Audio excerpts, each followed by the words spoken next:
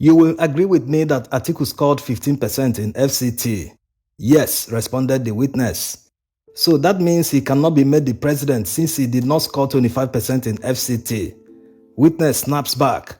Even Tinubu did not score 25% and you made him president. The INEC council is not done yet. He asked him again. That is not my question. Atiku scored 15% in FCT. So why did you write in your testimony that he should be declared president?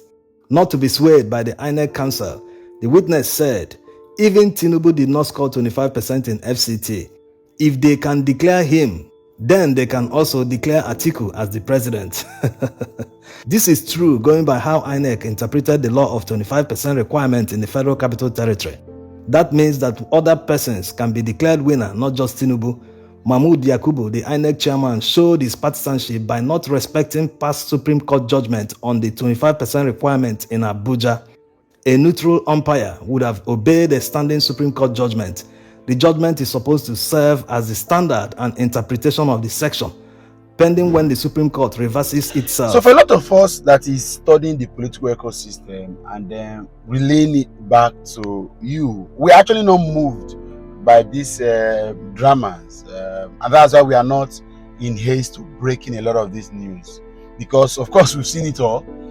For lack of better words, we'll be shocked and surprised at all levels. INEC surprised us, tribunal surprised us by refusing to allow a live transmission of proceedings at the Presidential Election Petition Tribunal, and then a lot of other things. So a seemingly case of owning up to the fact that the 25% statutory 25% in Abuja to be won by supposed winner of the presidential election is not news to us, right? And then, but of course, we have a job here to bring to light and the conversations at the PPT, and of course to bring you to speed to what is happening there. And that's why we are here, not because it changes anything, because in this country, if you say allow seemingly fragment or small news like this to bother you, you'll be shocked. You'll be very shocked, and so you don't go there for hypertension or heart attack. You just have to. But first, let's know, and it's good news, right? It's good news. Like I told a couple of friends in my private sessions, we'll continue to allow conversations like this so that we exhaust the loopholes, and then the what was the technicalities that these guys use in diffusing our issues. In 2019, if you follow the Presidential Election Petition Tribunal, you understand that the tribunal allowed the proceedings to go on, and they went on to rule that the Form EC9 or so, the INEC form, the certified true copies of the INEC form that is supposed to have the results of different polling units, right, was presented wrongly by the Atiku Abubakar's legal team. That it is either INEC presenting it or the people that the people, polling agent particularly, that should present it. So when you call up witnesses to present, to come and defend, they should have that forms. But if it is only you as a legal team that presents it, technically you have lost it. You have not been able to actually leave all this, man. Now Nigeria will jail, and these things are interpretations are there. So 25% is statutory.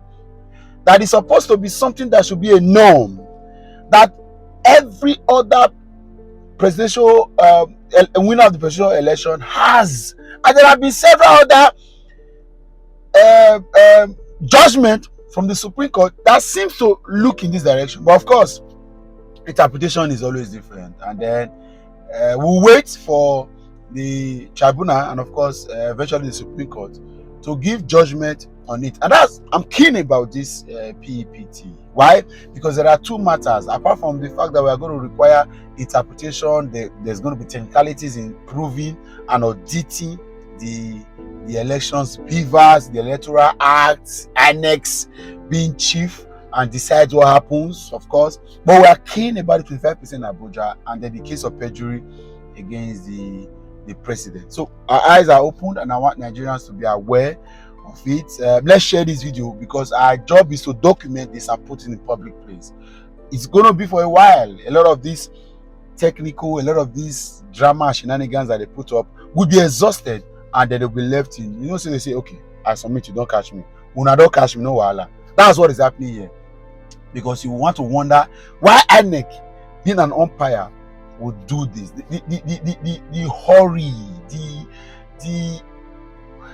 it was just too much. It was just too much. And then, of course, we're in Nigeria. Anything can happen. So do not allow this news to make you lose sight, lose focus. Keep your eyes open. As you are excited a bit, say, thank God we are getting there. Understand that we are in this country. In this country, anything can just happen. So let's share this video, and I want to get your opinion about this. Right? Is this enough to say that INEC has confirmed that their presidential candidate? Okay, of course. That they collaborated with the APC to declare winner doesn't deserve it. Are they aware now? Are they realizing? Or the ringing machine of the APC missed that actually? So it means that these guys are not so smart as you think. They rigged everywhere. Rigged everywhere they're not supposed to rig. And then they forgot to rig one of the most important. Of course, they are waiting on the court to decide. I'm also keenly waiting for the perjury case on Mr. President, where he actually lied on the INEC form that he wasn't a citizen. And as expected, nobody in his camp has in any way come up. Of course, they are waiting for the tribunal to also knock it off with technicalities and say that we are busybody. Not even they're not here for this country. Things that you would think that are supposed to be for local palace, beer parlor conversation. Now our courts, our Supreme Court matter for the year now. Busybody. No wahala. So we have to wait for them. You'll be like, say the expect me somebody betray devil. Devil the betrayer. They will betray. You have to wait for the party. A party to it is the party that should decide. Something is in the electoral act. So it is the party that should not decide. And it's not in the electoral act like that to that. Just if you see they carry the way with all these news in this country, you be like, say you be JJC, you be newcomer. Goodbye, Nigerians. We'll talk to you later. Share this video and then make your opinion count. Let me know what you think. Right? The conversations continue. Have a great day. Today's hearing at the ongoing Presidential Election Petition Tribunal started with the calling of witnesses by the PDP legal team. You don't want to miss the exchange between the witnesses and INEC lawyer. Tinubu's lawyer also cross-examined the witnesses on the 25% requirement in Abuja. Their exchange can be termed as the highest point so far at the ongoing Presidential Election Petition hearing. Now, let's see the transcript of the cross-examination of one of Atiku's witnesses by the INEC Council. You will agree with me that Atiku scored 15% in FCT. Yes, responded the witness. So that means he cannot be made the president since he did not score 25% in FCT. Witness snaps back. Even Tinubu did not score 25% and you made him president. The INEC Council is not done yet. He asked him again. That is not my question. Atiku scored 15% in FCT. So why did you write in your testimony that he should be declared president? Not to be swayed by the INEC Council, the witness said, even Tinubu did not score 25% in FCT. If they can declare him, then they can also declare Atiku as the president. This is true going by how INEC interpreted the law of 25% requirement in the Federal Capital Territory. That means that other persons can be declared winner, not just Tinubu. Mahmood Yakubu, the INEC chairman, showed his partisanship by not respecting past Supreme Court judgment on the 25% requirement in Abuja. A neutral umpire would have obeyed a standing Supreme Court judgment. The judgment is supposed to serve as the standard and interpretation of the section, pending when the Supreme Court reverses itself. No, Mahmood Yakubu had other plans. He interpreted a section of the Constitution to mean something else, despite a standing Supreme Court judgment on the same matter. Anyway, let's continue with the cross-examination of another PDP witness, this time by Tinubu's lawyer. It seems that Atiku is contesting Nasarawa State presidential election results. Labour Party won Nasarawa and they are saying in their petition that their votes were suppressed, that they won the state with a higher margin more than what INEC declared.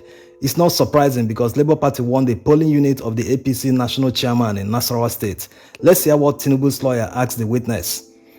Will you admit that the result in Nasarawa State you're referring to, Labour Party came first with 191,361 votes, representing 35.40% of the total votes cast in Nasarawa State?